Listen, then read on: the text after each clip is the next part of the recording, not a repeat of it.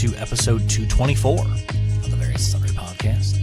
I'm your host, Matt Harmon, joined live from the Vault Studio, the beautiful campus of Grace College and Theological Seminary, by my good friend, my colleague, my co-host, and the man who just schmoozed with some potential donors and constituents of the institution, John Scott Sloat. Doc, what's happening? Yeah, I mean, well, we just returned from our event. Yeah. Our Friends of Grace event here. Yep. Went over to Grace Village. Yeah. Local retirement facility, home. Facilities. Care place. Sure. And did a little Grace Seminary event. So had you and a seminary student sit up there and chat through things that are happening. Yeah. Yeah, exciting times here at the seminary. A lot of good stuff happening. Answered some pressing questions, well-articulated questions. Yeah. Can you remind me who wrote those questions? That was me. Okay, yeah. No shame. I wrote those questions. Okay. Yes, including who was your favorite seminary student? Which you hem and hawed over for a little too long. You think? Yeah, I think that was way more difficult of a question. That came across as way more difficult of a question than it needed to be. Okay. All right. Well, that's your opinion. If you would like to contact the show and find out who my favorite seminary students have been, you can find us on Twitter, VNSPod. You can email the show, variousandsundarypodcast@gmail.com. We're on Facebook and YouTube, and we would love for you to leave a 5-star rating and a review. By the way, on Twitter this week, did you see the big kerfluffle about amount of banter time on podcasts and how lots of people skip through it? I did. What were your thoughts? I don't think we bantered that long. No, I mean it's usually around 3 minutes.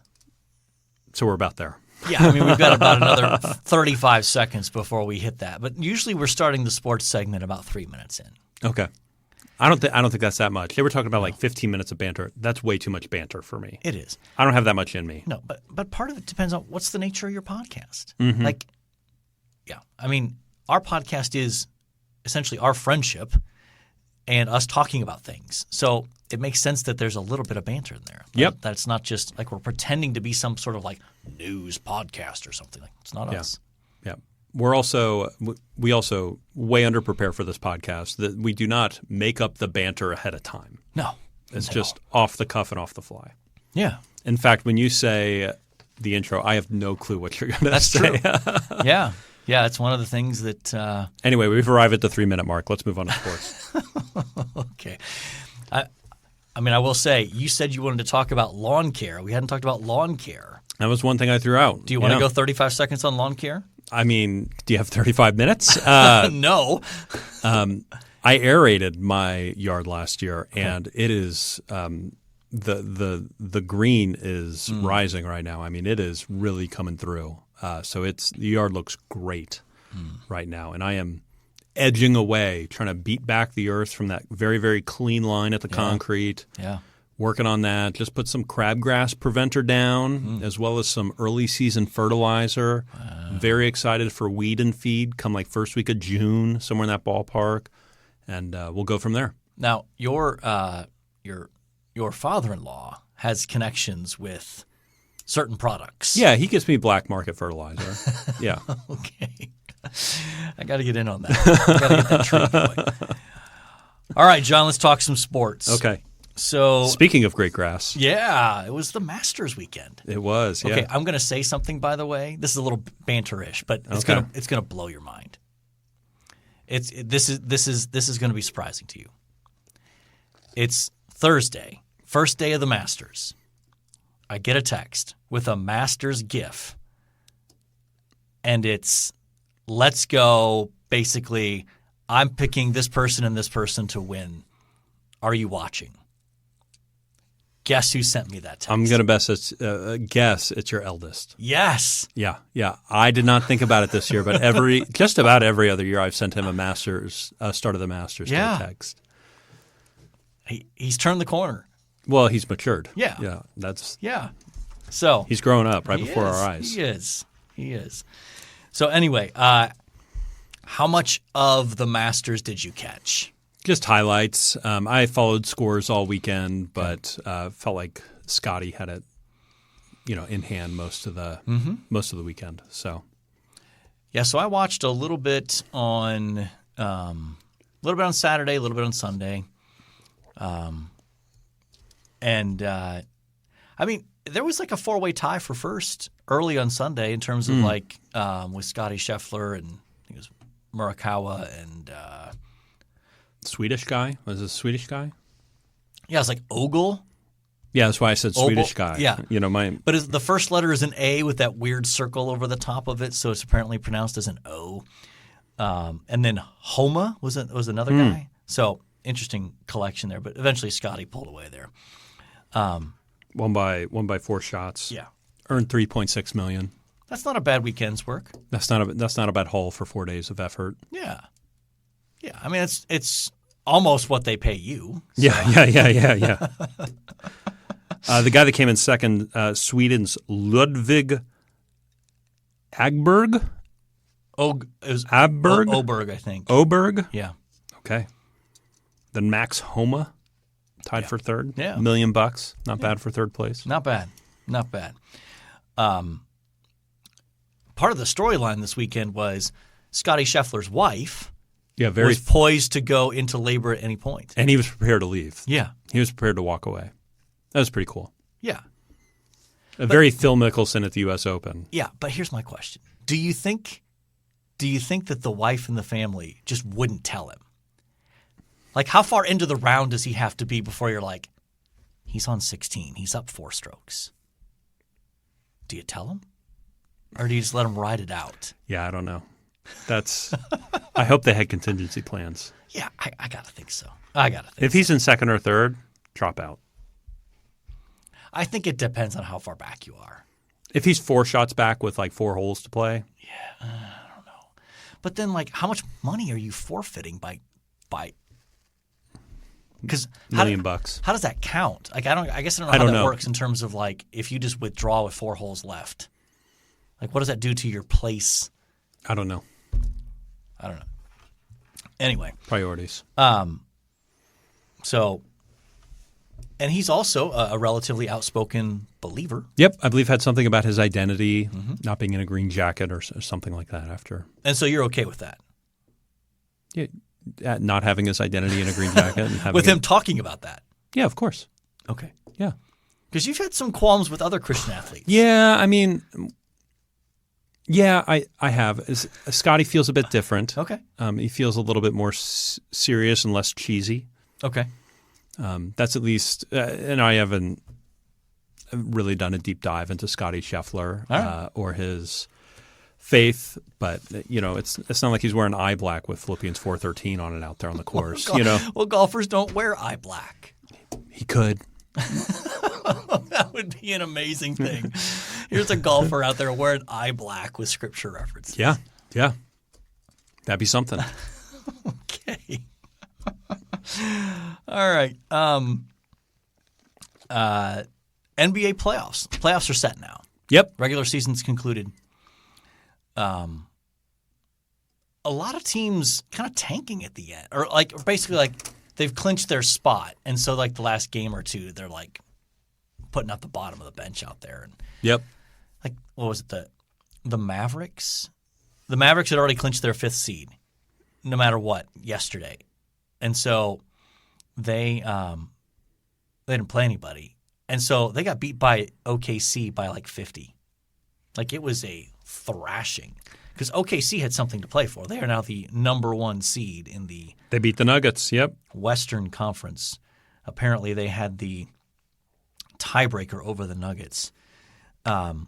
So play-in tournament – let's start with the Western Conference since we're there. Play-in tournament, you've got Pelicans-Lakers in the 7-8 and Kings-Warriors in the 9-10. Okay. Who do you like? Probably the Lakers to emerge out of that. Yeah. Lakers and I don't know. I'm hoping Kings. Well, I didn't ask who you were hoping for. I asked who you're picking. I just can't stand the Warriors. I can't stand the Warriors. I wouldn't want to play the Lakers or the Warriors. Yeah, I mean, just experience and star power, like things. It feels like they could hit the playoffs and turn it on. Exactly. Mm-hmm. I think the West is as wide open as I think I've ever seen. Yeah, Thunder really young. I mean, if you forced me to pick a team that's going to emerge out of the West, I'd say the Nuggets just because they did it last year. Yeah. And they have the experience. Yeah. But I wouldn't be confident in that. Yeah. And then in the East, so play-in tournament, Sixers play the Heat, and the Bulls take on the Hawks. And Embiid is back now, correct? Embiid is back, and they have not lost since getting Embiid back. So I think I'd probably go Sixers and maybe Heat out of that. I mean, if the Heat lose that first game, they get another game against the winner of the 9-10. So, but Celtics. I do not think the Bulls or the Hawks are very good. No, I don't think so. No. They are just not very good teams this year. No. Celtics are the 1. Your beloved New York Knickerbockers are the 2. Are the 2. Yes, some of that is some gamesmanship by the Bucks and the Cavs who, and I think even the Magic, who tanked so they didn't have to play the 76ers or the Heat. Yeah, so I still probably think the Celtics come out of the East. They seem like – I mean, they won the East by 14 games. Celtics are very, very good. Although the Knicks beat them in their most recent head-to-head. Yeah. Though the level of effort on the Celtics may not have been up to their – That's fair. Fair. Cavs are the 4 seed. They play the Magic. That's a good Magic team. I still like the Cavs in that matchup. Depends how healthy Donovan Mitchell is. That's true. If Donovan Mitchell is back to full strength, I think they got a good shot. Yeah. And the Pacers are 6th. I think that's a bit of a surprise. Mm-hmm. Did they make it? I don't think they were in the playoffs last year. No. I mean, and getting to 6th means that you avoid the play-in tournament, so you're locked in. So they'll play the Bucks. That'll be interesting. Hard to know what to make of the Bucks. I mean, they changed coaches middle of the year. Yeah. I haven't watched a ton of their games, but it just feels like they haven't figured out how to put all the pieces together. Mm-hmm. With Giannis and with Lillard, Damian Lillard, and Middleton, and just like all the pieces, just doesn't seem like they've figured out how to make that into a coherent puzzle that works. Yeah. I think that's right. And they may be one of these teams that they're able to turn it on. Giannis has been there before. Yeah. Lillard has had deep runs. Middleton's won a championship. Yeah, so we'll see. Pretty wide open. But the Knicks in the 2. Oh. So what are your expectations out of that? Like, how far do they have? Do they have to get to the Eastern Conference Finals for you to feel like that was a successful season? No, I think winning a playoff series. We won a playoff series in the past, but we're also injured. We don't have Julius Randle right now. But if we win a playoff series and then play tough in the next series and lose at Game 6 or 7, I'd feel mighty pleased. All right. I think Jalen Brunson has taken a step up this year. He's been really, really good. Yeah. I'm excited for the future there. Yes, the Tom Thibodeau effect. Yeah. Thibodeau. Is it Thibodeau or Thibodeau? It's a TH to begin but is the H essentially silent? I believe the H is silent. So Thibodeau. Thibodeau. Not Thibodeau. That's correct. Okay. Tibbs, I think is what they call him. Yeah, okay. And we're almost a month into baseball season? Yeah, next week. Next week will be a month into baseball season. Okay. Are the Mets still bad? So they started 0-5. Right. They lost their first 5. They then went on to win 2 of 3 in Cincinnati, 2 of 3 in Atlanta, which that's a big series. Which was huge. Yeah. We won 2 of 3 in Atlanta, and then we just took 2 of 3 to the Red Hot Royals. So we've won 3 series since starting the season 1-5. Okay. And are you going to get to see the Mets? Do you have plans to like tickets? Yeah. No plans this year. You're not going to just come out and ask Steve in Cincinnati to hook you up? So he offered. Okay. He offered. I figured he would. I mean, it already happened. So they already played in Cincinnati this year. So it's over. Oh, already? They've already played in Cincinnati. Okay. And you just couldn't get away for that. And it was over a weekend. Okay. But there were several things going on, and I believe the high was like 45 in Cincinnati. Yikes. And I am a dedicated fan. I don't know how much my wife would have been up for that, so I didn't even put her in that situation. Yeah. I just didn't want to put her in that situation. So she's good with going to a ball game if the weather's fine and everything. Like absolutely, yeah. Okay. I mean, she wouldn't want me to buy season tickets or anything and go every day, but every now and then, sure. Yeah. I mean, it is an experience. Mm-hmm. Like even if you don't really like baseball that much, just being in the ballpark is an experience. Oh, the smells! Oh, it's fantastic. Well, it depends what ballpark you're in. Depending on the smells. But. Well, yeah, in Queens, there's certain smells. Yeah. And I guess we need to bring up when we recorded last week, it wasn't official. Now it is official. The bracket challenge winner is Joel in Ohio. I'll text Joel right now. Do it. Yeah. See which of my books he wants. And see if we can get him to respond by end of episode. And who came in second? My father-in-law. Yeah. How about that? David in Fort Wayne. Yes. By sometimes Florida. By 1 point. 1 point. It's like 143 to 142. That's tough. That is tough. I mean that's literally one first round game. Or one second round game that goes a different direction. Yeah.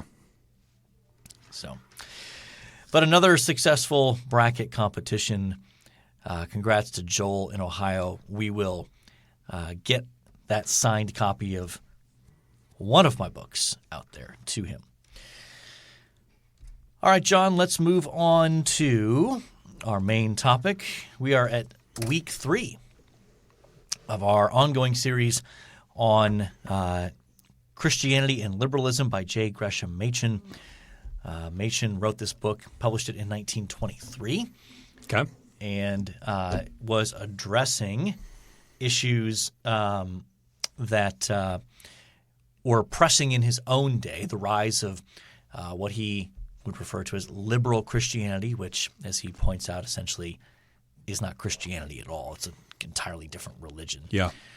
And so we have spent the last 2 episodes talking about the first few chapters, and now we're on to chapter well, I guess it'd be – what would that be? 5 and 6.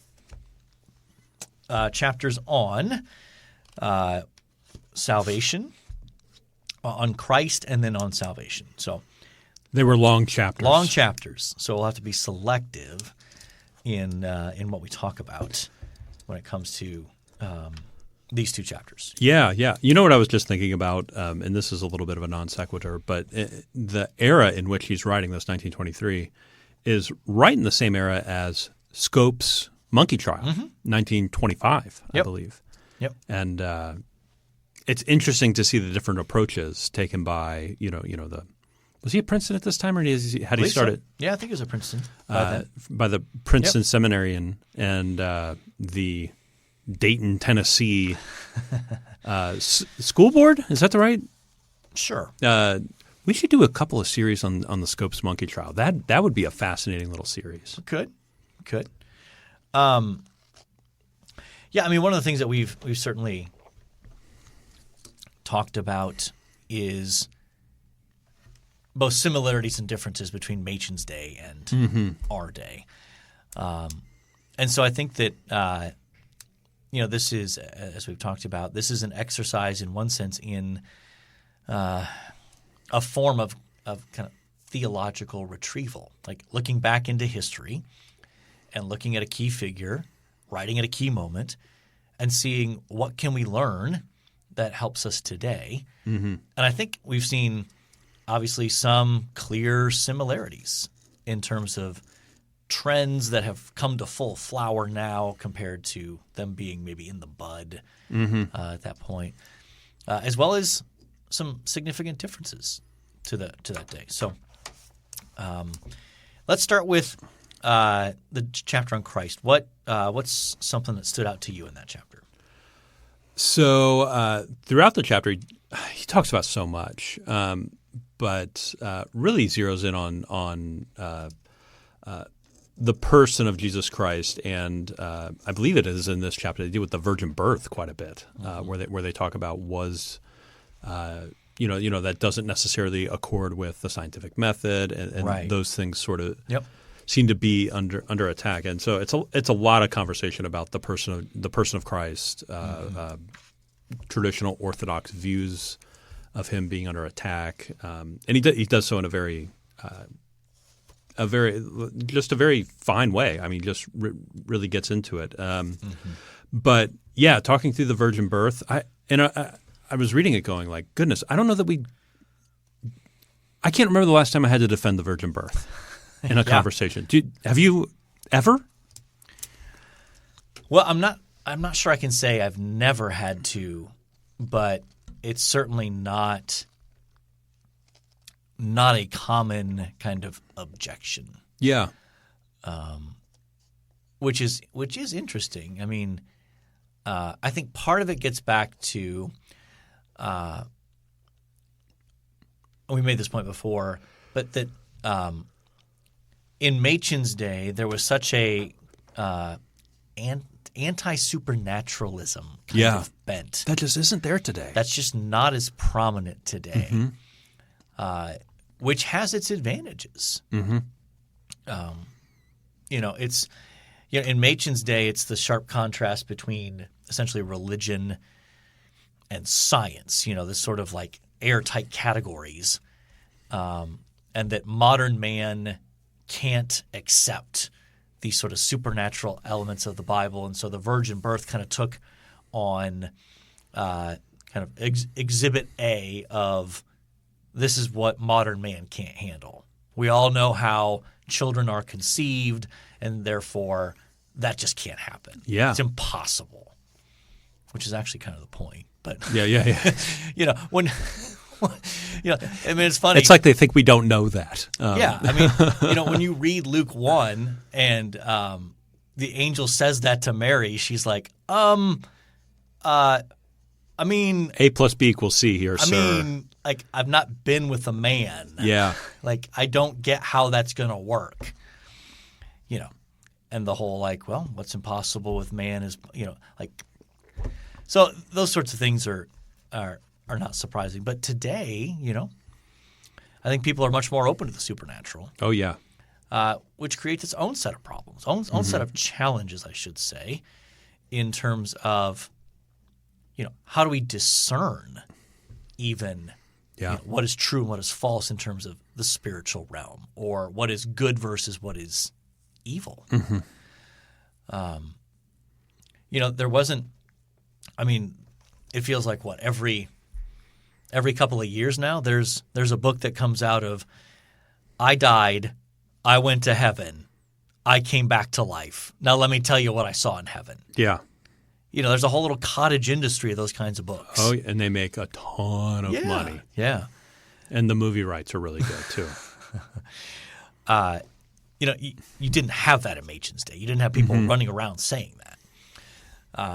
So that's just a difference in terms of the kind of the context that Machen's dealing with versus us today. But that was really the big.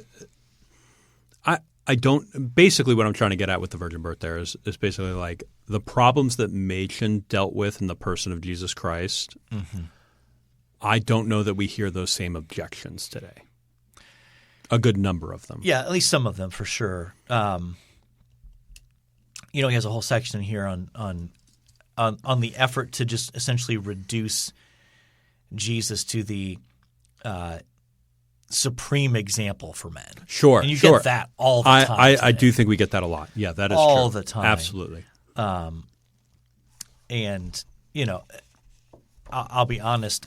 When I hear that kind of thing today, my first thought is, have you really read the Gospels? Yeah. Because Jesus doesn't let people think that about him. That he's just this example. He's just a really good teacher. Yeah, like the content of what he teaches doesn't leave that option for you, that he's just merely an example to follow.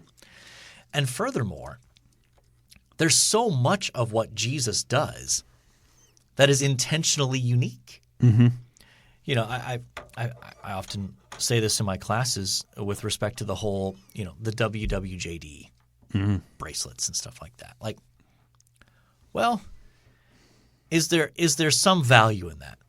Well, sure. Like, if it's forcing you to think about what's the right thing to do and looking to Jesus for guidance, yes. But at the same time, you're not Jesus. You're not the Savior of the world, sent into the world to die for the sins of his people. You're not capable of casting out demons. You're not capable of healing someone. Like, there are things that are so unique to Jesus that sometimes asking that question doesn't get you very far because you're not Jesus. So I am doing Wikipedia researching right now about WWJD. Okay. This is the kind of hard-hitting, deep investigative stuff our listeners look for from this podcast. So the WWJD bracelets were a big thing, what'd you say, like late 80s, early 90s? Oh, more recently than that, I think. You think so? Yeah. I remember them in my childhood. Do you really? Which would have been like, I was 95, let's call the middle of my childhood. But it had a resurgence in the 90s. It's originally from the 1900s. This guy, Charles Sheldon, originally coined the term in his book, In His Steps, What Would Jesus Do? And he was, the first line of Wikipedia, was an American Congregationalist minister and a leader of the social gospel movement. Yep. His novel, In His Steps, introduced the principle, what would Jesus do? There you go. That's literally the first two lines. Yeah. So, I do think it's, regardless of what the challenges are in any context, typically, there's almost always some sort of line you can draw back to the doctrine of Christ. And, it's no wonder that, that was the defining issue in the first few centuries of the church. When you look at the Nicene Creed, it's attempting to address, in part, Arian heresies that regarded Jesus as not fully God. And so it's not surprising that all throughout, and then you look at today, groups like the Mormons and the Jehovah's Witnesses. Oh yeah, they have a very defective understanding of who Jesus is. I'm going to ask a very provocative question that's going to put you on the spot. I love it. Do you see the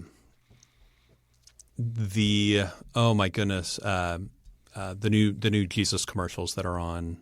He Gets Us? He Gets Us. Do you see that as the new WWJD? Is that the next iteration? And how related to it? How related to this is it? I don't know if it's the latest reiteration of the WWJD impulse, but it is related to Christology. Absolutely.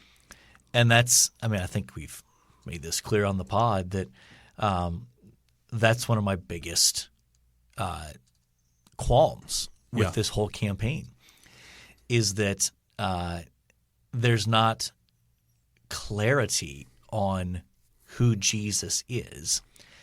Even in mean, we've talked about this in terms of I'm not expecting a full-orbed Christology in a 30-second media hit. No, not at all. But I would hope that when they get you to the website, that there's clarity there, and there's not really. No. And so that's deeply concerning to me. And the fact that any church or other group can sign up to be a follow-up organization to inquiries. Could be Unitarian. Could be Jehovah's Witness. Could be Mormon. They could all sign up and say Christian Scientists. Yeah.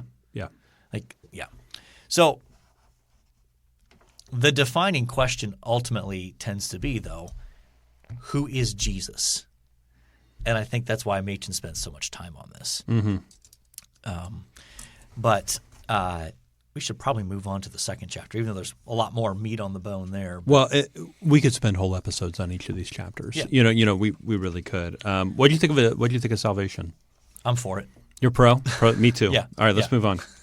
This day in sports history. He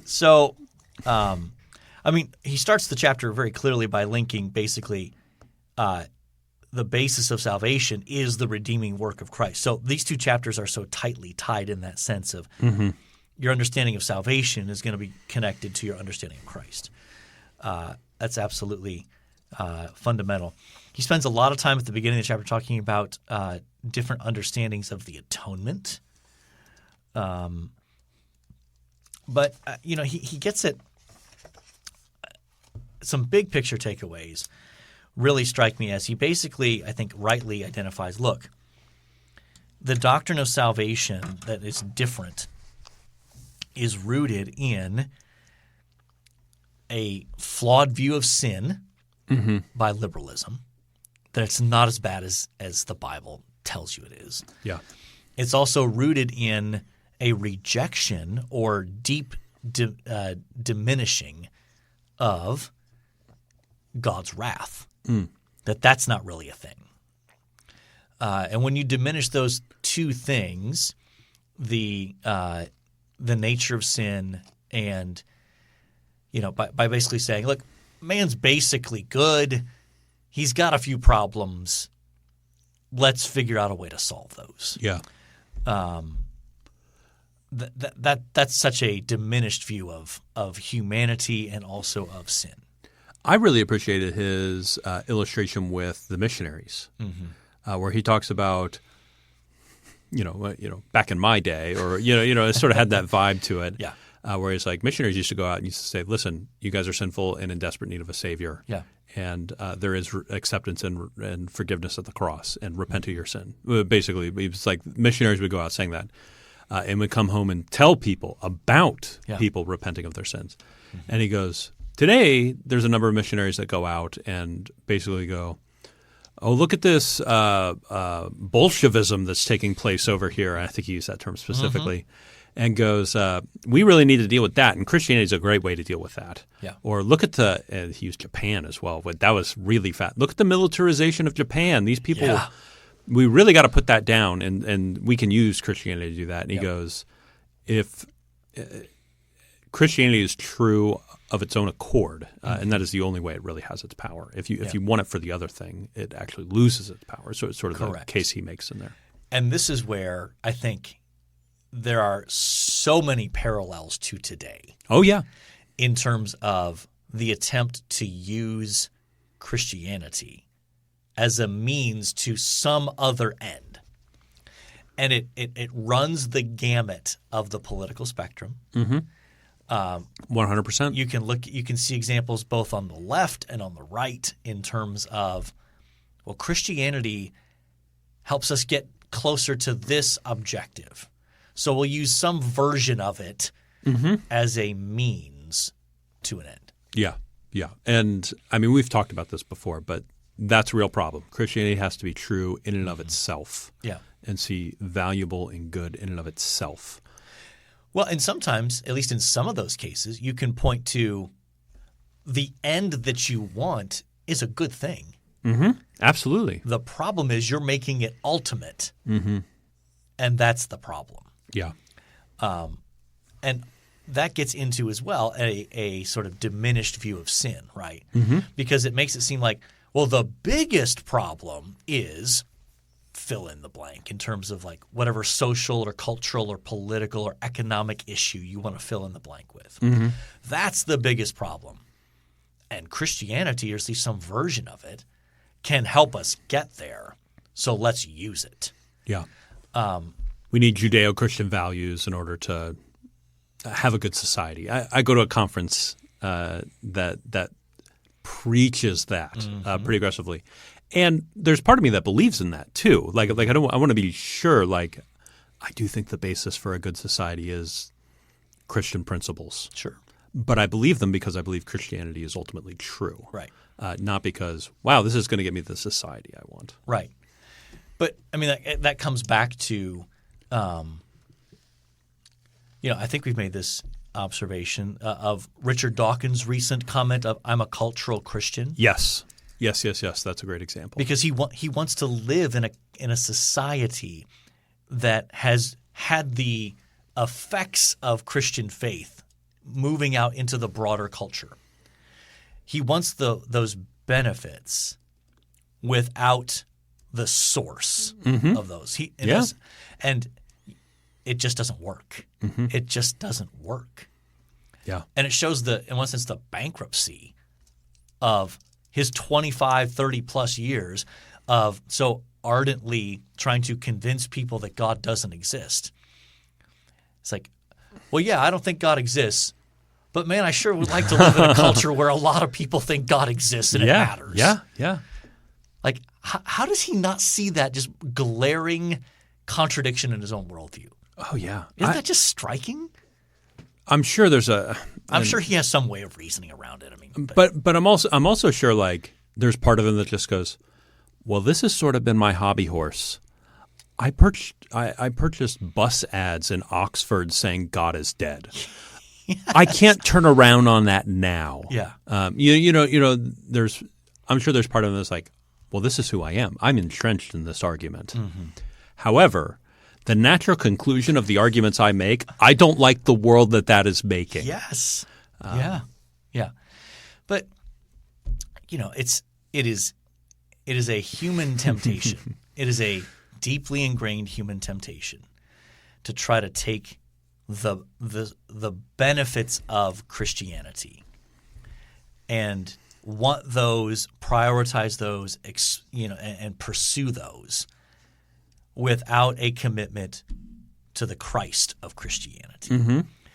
And it takes different forms, but it like I said earlier, it crosses the political spectrum. You can see it on the right, you see it on the left. Mm-hmm. On the left, it's the sort of justice, however we want to define that. Okay, yeah, great.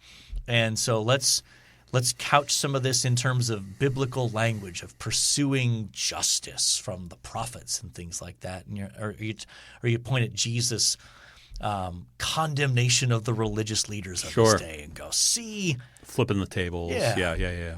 And then on the right, you've got this element that's like, man, if we want America to be strong and vibrant, we need to promote a version of Christianity that really is focused on the benefits without necessarily any sort of connection to the Christ of Christianity. Yeah. It happens all across the spectrum. But it's if you have a defective view of sin, if you have a defective view of God, and if you have a defective view of Christ, you have no hope of having actual Christianity left. Yeah, unless you go back to the source material, like Machen does here, right? Go back to the material of the Scriptures. Go back to the ancient creeds. Go back to your ancient theology books and rediscover the Christian faith. Yeah. And Machen was a well-timed word for his own day. And I think part of the challenge for us is to, again, look at the similarities to what people are doing in abandoning the truth of the gospel and how they're doing that today, but then looking at the different ways that it works itself out or the way that it applies. So, anything else on these two chapters before we? They were really good. There's just a lot. For sure. Like we just scratched the surface on a couple of instances, but I think the book itself is worth a good read. It is fascinating to see the specific contemporary issues in his day that he's trying to kind of apply things to. I mean, you mentioned the Bolsheviks, the rise of militarism in Japan.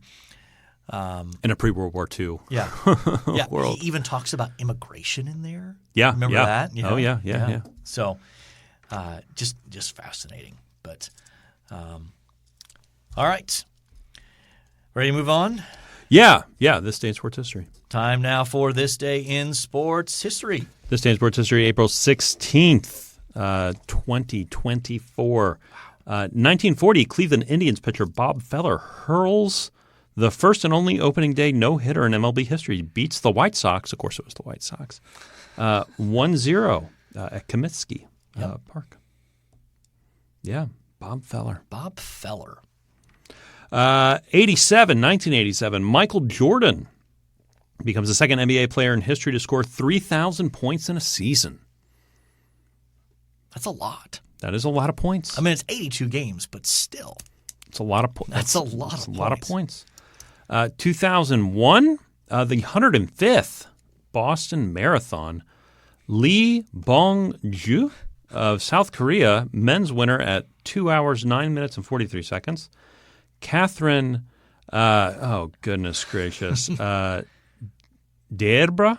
I have no idea. Nderaba. Nderaba? I mean, it's spelled N-D-E-R. I think that I thought maybe that loosely silent. Like it's just, I don't know. It's casually silent. Casually silent, yeah. Of Kenya, wins back-to-back women's titles, 2 hour, 23 minutes, 53 seconds. Mm-hmm. Okay. I thought we were about to have a Boston bombing sort of reference here. No. But I suppose that was a few years later. 2003, the Washington Wizards, Michael Jordan plays his final NBA game in Philadelphia where he receives a 3-minute standing ovation. Yeah. That's pretty wild. 2003, 21 years ago. Yeah. Yeah, I remember he came back for what, 2 seasons, 3 seasons? 2001 he came back. 3. Did he play 3 seasons in Washington? I think so. So I always remember that he came back right in the middle of 9/11. Because my mom goes, if we weren't hearing about this Twin Towers being knocked down, we'd hear nothing but Michael Jordan is back in the NBA. Yeah, that's probably true. 2018, the 122nd Boston Marathon, Yuki Kawachi, I have no idea, and I don't think you do either. Do you know how to pronounce that? I would go with Kawachi. Yeah, that's pretty much what I said. Yeah. Of Japan, wins the men's race in 2 hours, 15 minutes, 53 seconds. And Desiree Linden, 2 hours, 39 minutes, 54 seconds. First American to win the women's title since 1985. Yeah. I mean, when I did the research, lots of Boston Marathon. Did they have the bombing in there? Was that one of them? Must not have fallen on the 16th. One thing that was interesting in looking at that, though, is just the winning times and how much they've fallen since like the beginning. The earliest ones are like around the early 1900s, and the winning times were like for men were like 2:45, and now it's down to like 2:05, 2:03. Like no one's officially broken the 2 hour. But they're barrier, getting close. But it seems like it's just a matter of time within the next few years. Someone's going to run 159, 158, which is just wild to think about how fast that is. That's moving. So who do you like out of that group? Probably Bob Feller. Yeah, I agree. We do a lot of MJ. I mean, MJ's can, of course, pop up on a lot of these. And I feel like there's better MJ stuff out there. Oh, yeah. Yeah. Right? I mean, 3,000 points is pretty impressive. But. Yeah. So, one thing you liked. All right. So I have been on a run with TV shows as one thing I liked. My wife has been begging me for a while to watch a TV show called The Rookie. Yeah, I've seen advertisements for it. I've not watched it. And I have sort of resisted it, sort of been ho-hum about it. We've started watching it. I really enjoy it. You're all in. It's been really, really good. Okay. Yeah. It's a cop show. Yeah. It's about this guy who was living in Pennsylvania. His wife just left him. He's a contractor. And he goes to the bank, I think, to like basically sign his divorce papers. And he's in there, and the bank gets held up. Mm-hmm. And he stands up and starts interacting with this bank robber until the police can come through the door without them realizing it, and is able to basically tase the guy and bring him down. Yeah. And it launches this whole like, what do I do now? What do I do now? And he moves to Los Angeles, joins the police academy, and becomes this kind of he kind of has something of a moral revolution through all of this. And it becomes, he's a 45-year-old rookie cop. Yeah. With everybody else is 25 years old. And it causes him to be put in some interesting situations. Yep. He's dating these very high-level professional women when he's a rookie in the police department. It's a very fascinating show. Okay. All right.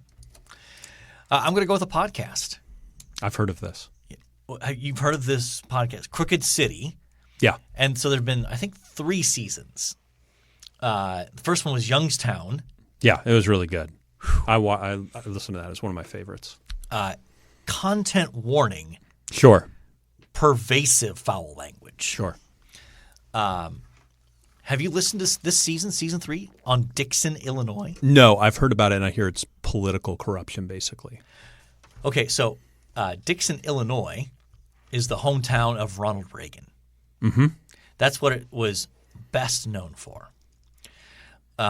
Emphasis on was? Yeah, probably. I mean, maybe this now. But basically, this woman named Rita Crenshaw or something like that was a city official. Like, she was like basically the treasurer. And she embezzled over a period of like 20-some years. She embezzled close to $50 million. $50 million over the course of essentially 20 years. That's wild.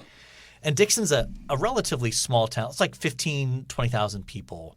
It's like an hour and a half outside of Chicago. So it's not a Chicago suburb. It's its own town. It's it's pretty rural. Mm-hmm. And the whole motivation for this was she was into horses.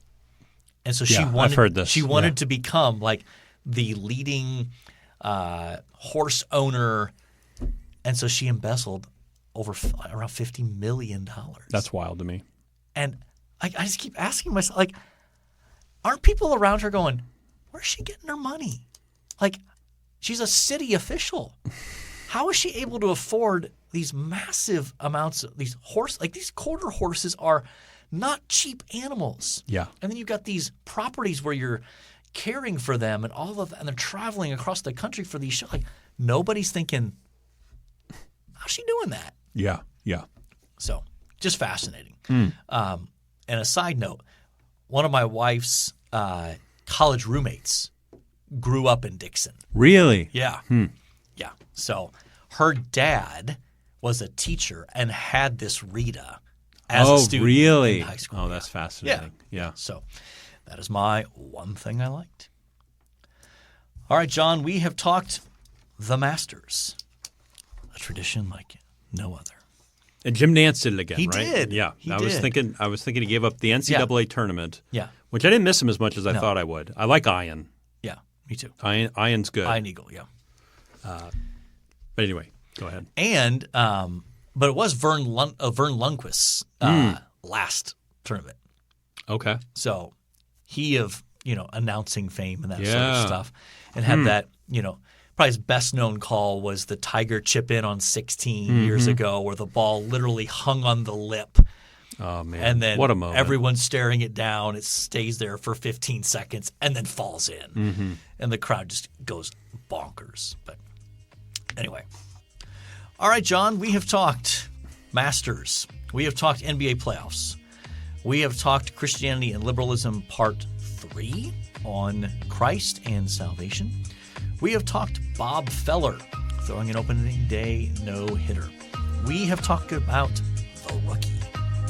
And we have talked about Crooked City, Dixon, Illinois. Bum, bum, bum. So I think by definition, we have covered our various and sundry topics. And so all that's left to say is, until next time, wash y'all real good. Later.